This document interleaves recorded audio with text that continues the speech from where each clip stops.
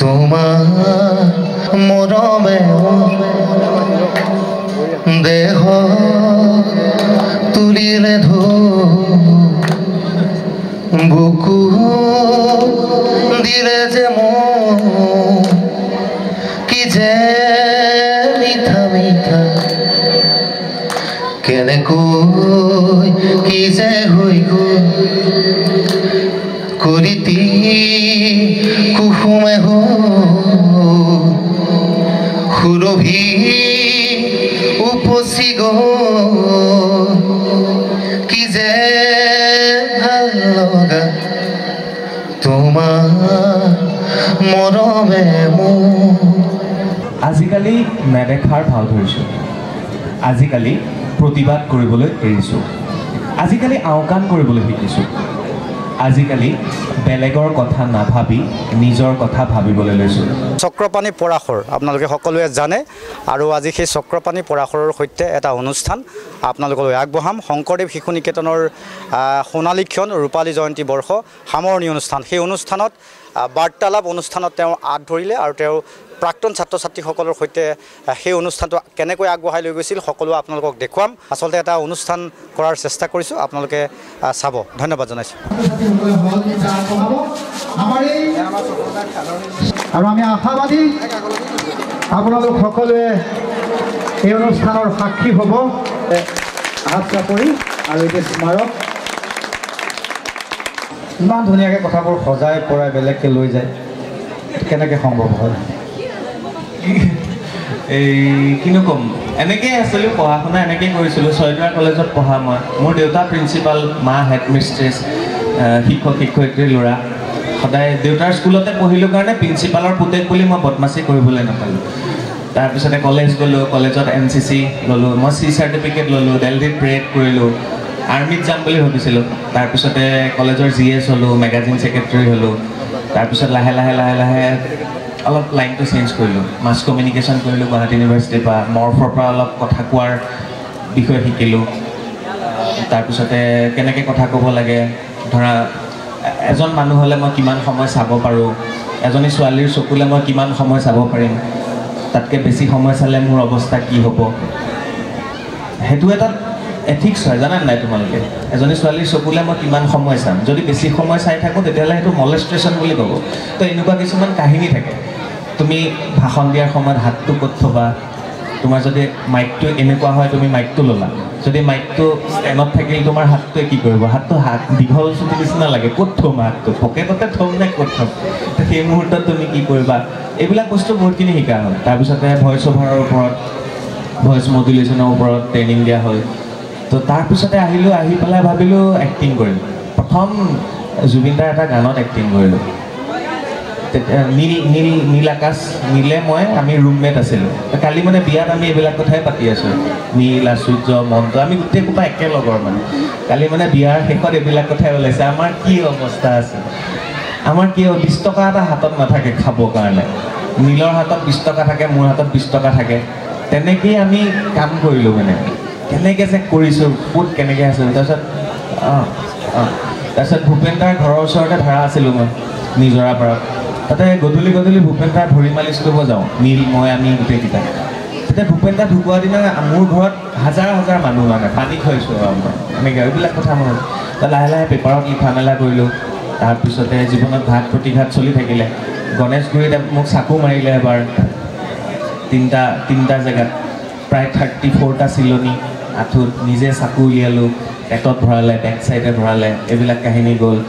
তাৰপিছতে ভাবিলোঁ এৰি দিম আৰু মাছ কম মানে সাংবাদিকতা নকৰোঁ আৰু ভাগৰি গ'লোঁ তাৰপিছতে দেউতাই ক'লে যে গীতাখন পঢ়ক গীতাখনত এনেকুৱা বস্তু আছে যিবিলাক বস্তু জীৱনত আৰু একো নাই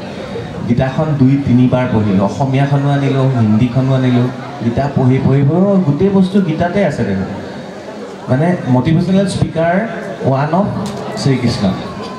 আৰু মটিভেশ্যনেল কিতাপ গীতাখন আৰু যিমান ডাঙৰ ডাঙৰ মটিভেশ্যনেল স্পীকাৰ আছে চবৰে পৰা এটা বস্তু শিকিলোঁ তেওঁলোকে ক'ৰবাত নহয় ক'ৰবাত গীতাখনৰ পৰাই কাহিনী কৈ আছে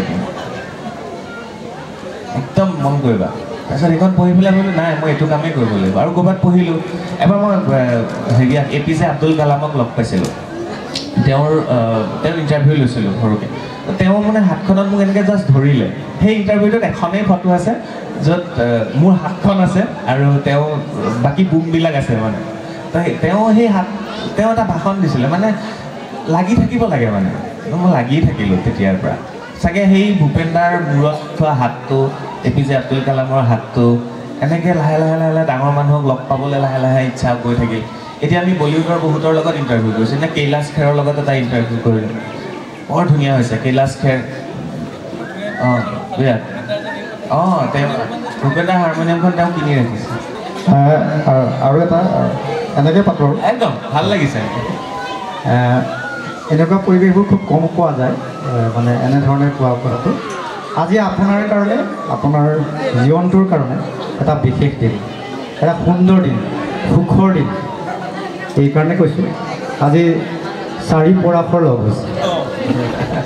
হয়তো আপোনাৰ ব্যক্তিগত জীৱনৰ অনুষ্ঠানবিলাকত মই পাইছেনে নাই নাজানো মই ব্যক্তিগতভাৱে দেখা নাই এই 4 পৰাশৰৰ সংমিশ্ৰণটো কিন্তু বৰ ডাঙৰ কথা ই আপোনাৰ কাৰণে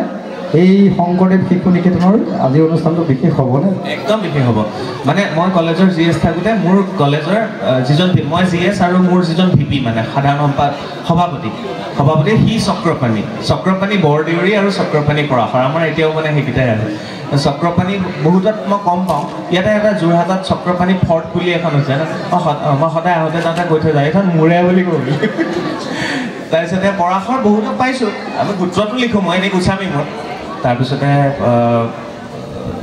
পৰাশৰ বহুত এতিয়া প্ৰস্তুতি বা বহুতে কয় প্ৰস্তুতি বাৰ মই ভায়েক বুলিয়ে কয় বহুতে তাইও কৈ থৈ দিলে মই ভায়েক মই কৈ থৈ দিলোঁ মোৰ বা এনেই গাহৰি খোৱা হয় নাই অভিয়াছলি গাহৰি খাওঁ কেলৈ নাখাওঁ অভিয়াছলি গাহৰি খাওঁ ভাল পাওঁ লাই শাকেৰে খাওঁ গাজেৰে খাওঁ ভাল পাওঁ গাহৰি খাওঁ মই সেইখিনি খাওঁ এতিয়া কিন্তু অলপ ফেটছটো বাঢ়িছে কাৰণে অলপ কমাইছে কালি সাজ খাইছোঁ খুব ধুনীয়া বঢ়িয়া কঠীয়াতলি ৰাহুল বাটটো মুকলি আছে চিন্তা নাই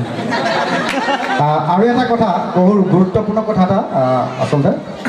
এতিয়া আমাৰ নতুন প্ৰজন্মৰ মাজত এটা খুব বেছি হাবিয়াস খুব বেছিকৈ হাবিয়াস আমিও পাইছোঁ আপুনিও নিজেই লক্ষ্য কৰিছে যে ইউটিউবাৰ হ'ম ফেচবুকত ব্লগ বনাম বিশেষ কিবা কিবি তাৰ ভৱিষ্যতটো খুব ভাল এই উঠি অহা যিটো নতুন প্ৰজন্ম তেওঁলোক সৎ হ'ব লাগিব সততাটো থাকিব লাগিব বহু সময়ত আমিও উজুতি খাওঁ আপুনিও নিশ্চয় উজুতি খাইছে ব্যক্তিগত জীৱনত এই যে এজন ইউটিউবাৰ হ'বৰ কাৰণে বা ফেচবুকত ব্লগ বনাই অকণমান বিশেষ নহ'লেও অকণমান নিজকে সংস্থাপিত কৰিবৰ কাৰণে নিশ্চয়কৈ বাট আছে কেনেকৈ আগবাঢ়িব লাগিব মই তাতকৈ হীৰক আছে হীৰক জ্যোতি চলিহা হয় হীৰকে বি ফাৰ্ম কমপ্লিট কৰিলে আৰু হীৰকে এতিয়া ছ'চিয়েল মিডিয়া চায় সি অসমৰ বহুত ডাঙৰ পলিটিচিয়ান চেলিব্ৰিটিজ অসমৰ ইউটিউব চেনেল অসমৰ টেলিভিশ্যন চেনেলৰ ফেচবুক পেজ চায় সেই গুগলৰ পৰা অলপ পঢ়া শুনা কৰিলে কিবা কিবি তাৰপিছত বাৰ্তালাপৰ গোটেই মেনেজমেণ্ট হীৰকে চায় মই তাকেই দেখিছোঁ সি কেনেকৈ ইমানখিনি আগবাঢ়ি গৈ আছে সৰু ল'ৰা কিন্তু বহুতখিনি কাম কৰিছে আৰু ছ'চিয়েল মিডিয়া ইনফ্লুৱেঞ্চাৰ বুলি ক'বলৈ গ'লে এতিয়া এইটো বহুত ডাঙৰ চেপ্টাৰ মই কেনেকৈ ক'ম এটা ব্লগ বনোৱা আৰু ইউটিউব চেনেলত আপলোড কৰাৰ উপৰি বহুত কাম আছে এতিয়া মানে ইনষ্টাগ্ৰামত এটা আমাৰ এই যিখিনি ছ'চিয়েল মিডিয়া মাৰ্কেটিং হয় ডাঙৰ কোম্পানীত জাষ্ট 3 মিনিটৰ এটা ভিডিঅ' লাগে তেওঁলোকে লাখ টকা দিবলৈ ৰেডি হৈ থাকে সেই বস্তুটো এইটোও নহয় যে মই কি দেখুৱাম কালি দেখিছোঁ কোনোবা এজনীয়ে বাপেক ICUত আছে বাপেক মৰিছে এইখিনি বস্তু কি কৰিব মই নাজানো আৰু সেইকাৰণে চাগে আমাৰ ভিউজ কম এইবুলিও ভিউজ কম নহয় মিলিয়নতে ভিউজ তথাপি ভিউজ কম বুলিয়ে ধৰি থৈছোঁ ছাবস্ক্ৰাইব কমকৈ কৰে ভাল শ্ব'কেইটা নাই কালি তৰালী বাৰ লগত এটা শ্ব' দিছোঁ ইমান ধুনীয়া হৈছে তৰালী বাৰ শ্ব'টো তৰালী শৰ্মাৰ লগত শ্ব'টো ভিউজ কম কিন্তু মই যদি বেলেগ এটা শ্ব' দিওঁ তেনেকৈ সেইটোত অমুকক হেৰি কৰিলে আছে কেইবাটাও চেনেল আছে এনেকুৱা থাম্বনেইলখন দেখা পোৱাৰ লগে লগে গম পাবা ভিতৰত কি আছে তো সেই বস্তুবিলাক অলপ চাব ধন্যবাদ জনাইছোঁ ভাল লাগিছেনে নাই সামৰিম আৰু দাদাক অকণমান বহাইছোঁ মানে কঁকালটো বিষ হ'ল বুলি ক'লে যে বৰ ধুনীয়া কবিতা এটা গাইছিলে চক্ৰদাই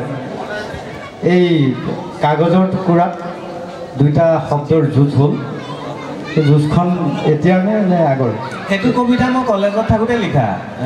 মই প্ৰেম কৰিলোঁ হেৰি বছৰ 10 বছৰ, বিয়া পাতিলোঁ তাৰ পিছৰ বছৰতে ল'ৰা এটা হ'ল। এতিয়া মোৰ ল'ৰা 6 বছৰ, ল'ৰাক স্কুলত দিছোঁ। তো প্ৰেম কৰি থকা সময়তে লিখা এটা কবিতা। কিন্তু তাৰপিছত এটা কবিতা মোৰ বেছি জনপ্ৰিয় হ'ল, বহুতে আদৰি ল'লে। আজিকালি প্ৰতিবাদ কৰিবলৈ এৰিছোঁ কবিতাটো। অকণমান গাওক, অকণমান। অযান্ত্ৰিকত গাওঁতে অযান্ত্ৰিক বুলি এটা প্লেটফৰ্ম আছে জানানে? তালে মাতোতে সেই কবিতাটো মই তাতে গালোঁ, তাৰপিছত বহুতে ল'লে। কবিতাটো মানে কেতিয়া অনিমেষক যে মাৰিছিলে মনত আছেনে যোৰহাটত? সেইদিনা মোৰ মনলৈ মোৰ জীৱনৰ কাহিনীটো তেনেকুৱা অকণমান মোৰ নিজক লৈ পেলাই হ'ল। লাইক মই মৰি থাকিলোঁহেঁতেন অনিমেষৰ নিচিনাকৈ যদি মোক সেই সময়ত কোনোবাই উঠাই লৈ নগ'লহেঁতেন। মই এনেকুৱা ভাবিলোঁ ৰাতি যে এইটো কাহিনীটো মোৰ লগতো হৈছিলে, মোক চাকু মাৰিলে, বাট মই মৰি নাথাকিলোঁ। মই ক'ৰবাত অক্সিজেন মাস্কটো পোৱাৰ কাৰণে মই বাচি গ'লোঁ। আজিকালি নেদেখাৰ ভাও ধৰিছোঁ, আজিকালি প্ৰতিবাদ কৰিবলৈ এৰিছোঁ, আজিকালি আওকাণ কৰিবলৈ শিকিছোঁ, আজিকালি বেলেগৰ কথা নাভাবি নিজৰ কথা ভাবিবলৈ লৈছোঁ, আজিকালি গাড়ীৰ পৰা আৱৰ্জনা দলিয়াই চহৰ লেতেৰা কৰা কেইটাক প্ৰশ্ন কৰিবলৈ এৰিছোঁ, আজিকালি দুৰ্ঘটনা হ'লে ইউটাৰ্ণ ল'বলৈ লৈছোঁ, অভাৰটেক কৰিবলৈ বাদেই দিলোঁ, পেহেলে আপ বুলি কৈ ইণ্ডিকেটৰ দিবলৈ লৈছোঁ, চৰকাৰী অফিচত চাহ খালেও খুৱাইছোঁ, বজাৰত দৰদাম কৰিবলৈ একেবাৰে এৰিছোঁ, হিন্দীত প্ৰশ্ন কৰিলে হিন্দীতে উত্তৰ দিবলৈ লৈছোঁ, অসমীয়া গিৰিবোৰ মনৰ ভিতৰতে সঁপিছোঁ, বেলেগক সহায় কৰিবলৈ একেবাৰে এৰিছোঁ, পাৰিলে ফুট গধূলিতে ঘৰ সোমাইছোঁ, আজিকালি নেদেখাৰ ভাও ধৰিছোঁ, আজিকালি প্ৰতিবাদ কৰিবলৈ এৰিছোঁ, আজিকালি আওকাণ কৰিবলৈ শিকিছোঁ, আজিকালি তেজ খোৱা মানুহৰ বিপৰীতে তেজ দিয়া মানুহৰ কথা ভাবিবলৈ লৈছোঁ, আজিকালি প্ৰতিবাদ কৰিবলৈ এৰিছোঁ, আজিকালি আওকাণ কৰিবলৈ শিকিছোঁ, আজিকালি প্ৰতিবাদ কৰিবলৈ এৰিছোঁ। প্ৰতিবাদ কৰিবলৈ এৰিছোঁ, কিন্তু আওকাণ মানে ইনডাইৰেক্টলি প্ৰতিবাদেই কৰিছোঁ। চবেই চাগে তেনেকেই ভাবে, বাচ্চা যি হয় উৰিব, এনেকুৱা আৰু। হয়, সেইবাবেই চক্ৰপাণি পৰাশৰ পৃথক। আৰু আচলতে কবিতা মানুহৰ বাবে, মানুহৰ পৃথিৱী সাজিবলৈকে কবিতাৰ জন্ম। আপুনি মই নাজানো আপোনাৰ মোৰ কবিতাই মানুহৰ পৃথিৱী সাজে নে নাসাজে, তথাপি মানুহৰ বাবেই আমাৰ কবিতা। মোৰ কাৰণে হাত চাপ এটা দিয়ক না। কাইলৈ দেখিম, কিন্তু কাইলৈ আৰু পৰহিলৈ দেখিম, লগতে গুচি যাম আৰু। ধন্যবাদ জনাইছোঁ। এয়াই আছিল আজিৰ এই বিশেষ অনুষ্ঠান। আমি আমন্ত্ৰণ কৰি অনা চক্ৰপাণি পৰাশৰ ডাঙৰীয়াই আমাৰ প্ৰাক্তন ছাত্ৰ ছাত্ৰী, আমাৰ আচাৰ্যা আৰু সকলোৰে সৈতে একেলগে মত বিনিময় কৰিলে আৰু খুব ভাল লাগিল। আৰু এই মুহূৰ্তত আমি যিহেতু আমাৰ হীৰক বুলিয়ে কৈছোঁ, হীৰকক আমি অকণমান মৰম জনাব বিচাৰিছোঁ। হীৰকে খুব ধুনীয়া গান লিখিলে, জুবিনদাই খুব ধুনীয়া গাইছে গানটো, তুমি জোনাক বুলি। কাইলৈ পৰহিলৈ ভিতৰত আমি ৰিলিজ কৰিম। কি গাইছে জুবিনদাই, এনেকুৱা। ডুবাই গ'লোঁ, বেলেগ ধৰণৰ মানে কি দেশ, ৰাস্তাত এটা ধূলি নাই, বালিৰ মাজত চব নিজৰ লাইনত আছে, ষ্ট্ৰিক্ট কাৰণে কোনো ভয় কৰে চবেই কৰিবৰ কাৰণে। গাড়ী চলাওঁতে বেছি অভাৰ স্পীডতো টেক্স ফাইন কাটিব, কিন্তু শ্ল' গ'লেও ফাইন কাটিব, গাড়ীখন লেতেৰা হৈ থাকিলে ফাইন কাটিব। ভাবা ইমান ষ্ট্ৰিক্ট তেওঁলোক। সেই বস্তুবিলাকে ভাল লাগে মানে। এতিয়া ঘূৰি আহি পেলাই ভাবিবা, আমি কি কৰি আছোঁ। মই ডুবাইত গৈ হেৰিটো চালোঁ, ফিউচাৰ মিউজিয়ামটো চালোঁ। তাত যিবিলাক ডাঙৰ ৰবট বনাই আছে ন, ক'ত আছোঁ, কেনেকৈ আমাৰ কাণ্ট্ৰিখন বা আমাৰ দেশখন ঠিক কৰিব লাগিব, চোৰ এটা নাই তাত। ভাল লাগে ন কিছুমান বস্তু।